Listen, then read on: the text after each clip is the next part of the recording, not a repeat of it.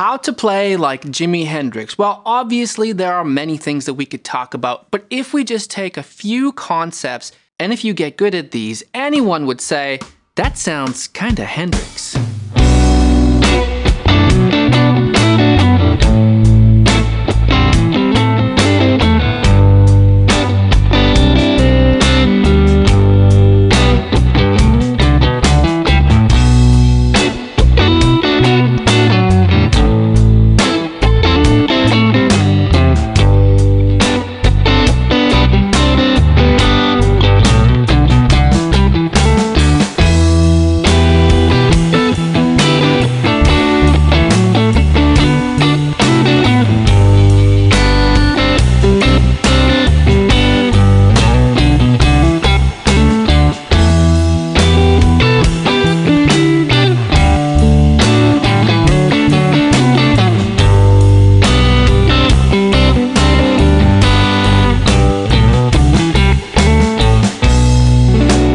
Let's take this bar chord here.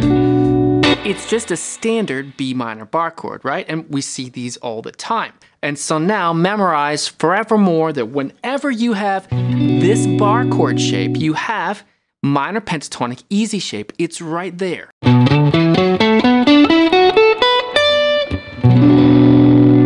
The two are connected. So whenever you find yourself playing that bar chord, find yourself also using that minor pentatonic shape. They overlap. They even look kind of alike, as I always say. And it works whenever you have this bar chord shape. So let's try A minor. That's the same shape, right? And therefore we have A minor pentatonic right there. But wait a second, weren't we playing in B minor? Well, sure, we were playing in B minor, but each pentatonic shape is just basically like an arpeggio of the chord. That's the beauty of pentatonics. A lot of the times we're just thinking, well, if the song's in B minor, then I gotta play B minor pentatonic. And yeah, that's one option. You could play that the whole time. But also, you can change the pentatonic for each chord. And it's quite easy, especially when you memorize. Like we say, whenever you have this chord shape, you have this pentatonic shape. So let's put those two together. This jam track goes B minor, A minor.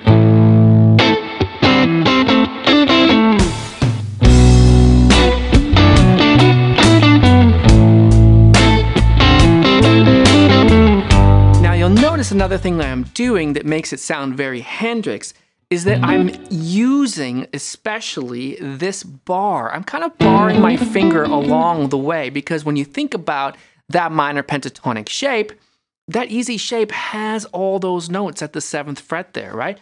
So I can kind of keep my first finger there a bit, and that way when I'm playing the scale, I'm not always playing single note, single note. I'm actually kind of playing double stops. And a lot of hammer-ons. That also adds to that Hendrix sound. Hammer-ons and pull-offs.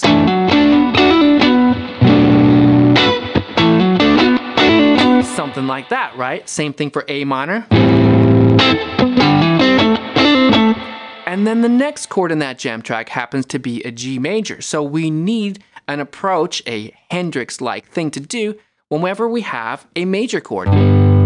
In this case, this is a G major, and again, this is just a bog standard G major bar chord, right? So what's a good Hendrix strategy there? Well, you know, you could use the Hendrix thumb if you've got big enough hands to do it. I do that sometimes, especially when I want to do the Hendrix sus4 chord. So I got my thumb on the root there, and I got this, I would call this a triad really, right? This is a common triad shape that we've learned here on this channel. And then, if you add your pinky there, you get the sus4. What's a sus4? You're just adding a 4 to the chord, or more correctly, you're moving the major third up a half step to the 4, right? That's a beautiful sound. Now, if you can't wrap your finger around like that with your thumb, I mean, you could just play the standard bar chord. Often I'll do that, and then I'll just jump to the triad like that. It sounds pretty much the same. The only downside is that you can't have that to continue ringing, but it's still cool, right?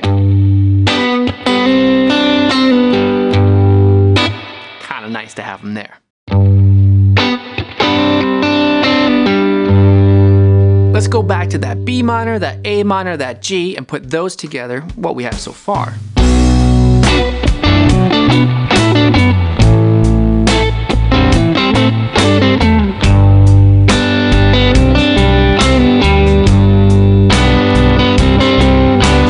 Now, that jam track in particular, which we have on our Patreon, by the way, if you want to use that to practice, it repeats those chords again. So it's going to do a B minor, an A minor, and a G again. So we could do the same concept, but just apply a different lick. Rather than kind of ascending, we could descend. That's another common one. You can hear that in Little Wing for sure. Right, just that. Maybe we do the same thing here on the G. Let's see. Let's just do those first.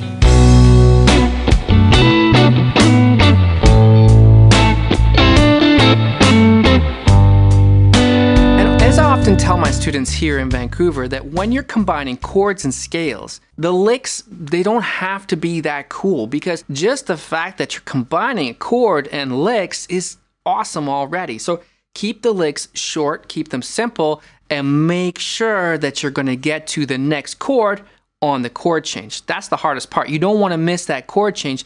The point is that we're being kind of rhythm guitar and solo at the same time. So let's look at that major chord down here again. We could do the same thing. We could do the G sus4 Hendrix thing. But let's make it different, because you notice that when Hendrix plays a song, he doesn't tend to play exactly the same thing every time the verse comes around again. It's usually different. So we have another, what I call chord scale connector, that works great whenever you have this major chord. And it's not quite as comfortable as these minor ones, which are right there, but it actually has an advantage of being able to slide up into it, which is really cool anyway. So even though the connector is up there, it gives us the opportunity to have that really cool slide. And what is it that we're doing there? We're playing major pentatonic, G major pentatonic, because remember, pentatonics are like magic scales. You can use them for whatever chord you're on, almost always. So in this case, the chord's in key, so you can definitely use G major chord, G major pentatonic. So what is the G major pentatonic? Right there, it's shape 3. Sometimes here we call it triple stack, because it has those 6 notes all in a row, same shape. It's so easy. So it's perfect for these kinds of rhythm guitar soloing licks. We keep them nice and low pitch so that we don't interfere too much with maybe if there's a singer in the song. So we got the G chord, hit the root again, slide it up 2 frets, play whatever you like on those 6 notes. Again, you can keep those hammer-ons, pull-offs. That also makes it very Hendrix. Something like that. We could combine them because in this case, we actually have 2 measures of G. So we could do the G sus4,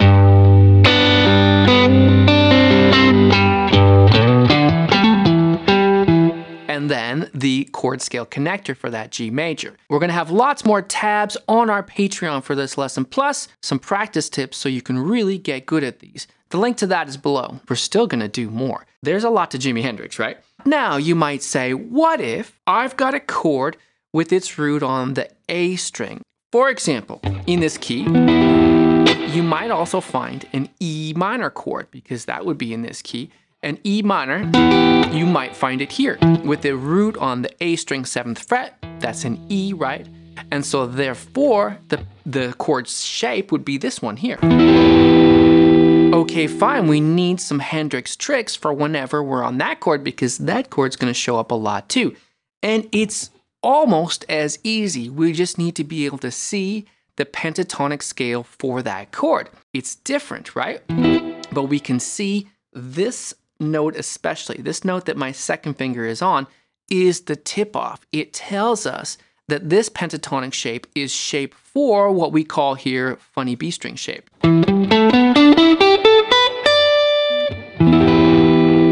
If you just always remember that the chord shapes, especially these bar chord shapes, kinda sorta look like the pentatonic shapes, you'll never forget which one belongs. And then whenever you're playing one of these chord shapes, you'll instantly see what is the pentatonic shape that you can play to use a lick. Because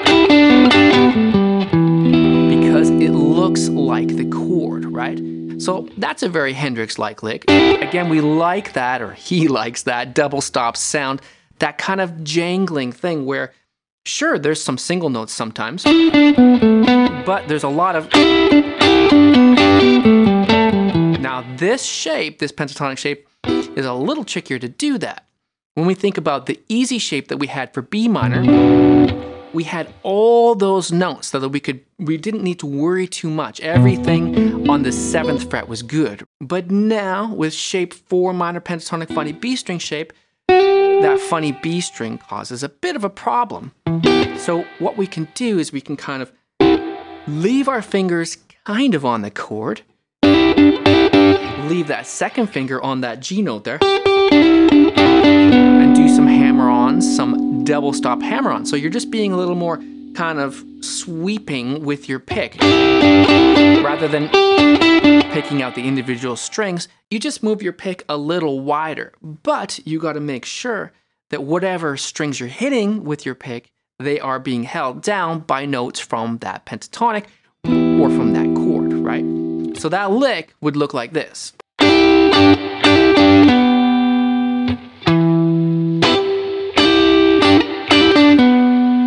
Good, now we have something Hendrix to play whenever we come across this kind of minor chord.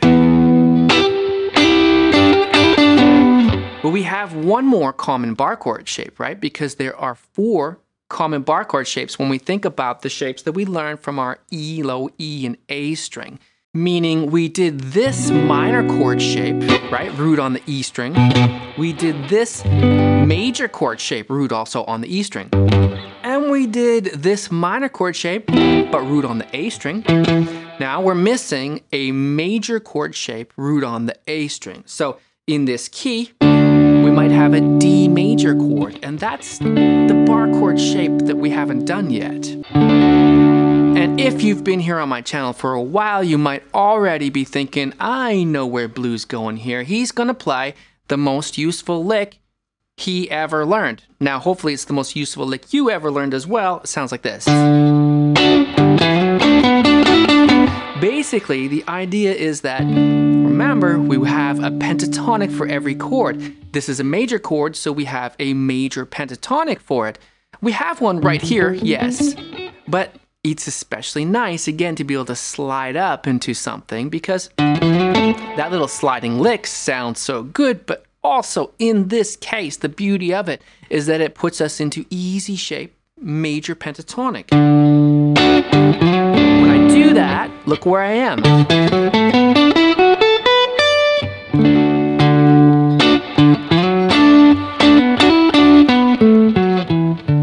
You might notice that I'm often aiming for the area of a pentatonic where I've got 6 notes in a row like this. Because it's easy, I guess, but also because it allows us to do that kind of Hendrixy thing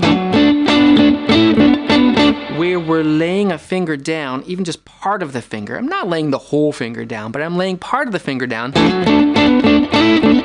so I can do that sweeping motion with my pick so that I'm not always hitting single strings or single notes at a time, but that I get that double stop sound. It takes a while to get that technique down, but once you got it, you got it. And it sounds so cool, right? It sounds instantly Hendrix. So whenever we have this minor chord, we have easy shape for that chord. And wherever we have it, it works, right? There's A minor there. And then whenever we have this major chord, we have, if you want some Hendrix, sus4. Or that sixth note, major pentatonic shape 3 triple stack right above it. Then whenever we have this minor chord with its root on the A string, we have shape 4 minor pentatonic, what I call funny B string shape. And if we want to sound a Hendrix, it helps to leave some of the fingers down, especially that second finger on the funny B, right? Then we get that double note sound. And a lot of hammer-ons and pull-offs too, especially the hammer-ons. And then the last one would be this major chord shape with its root on the A string. And the most useful lick I ever learned puts me in easy shape major pentatonic. Resolve it all.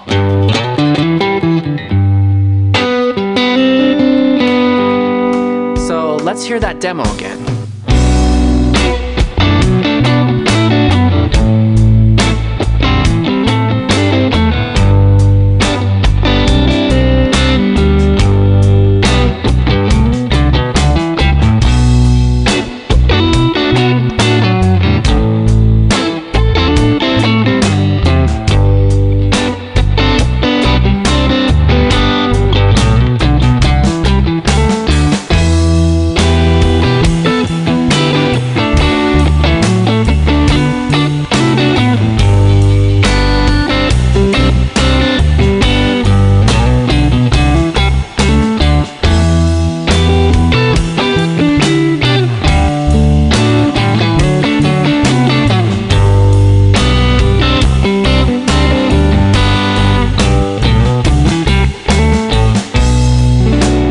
If you're looking for more videos on how to combine chords and scales, we've got lots of them on this channel. Here's an important one right here.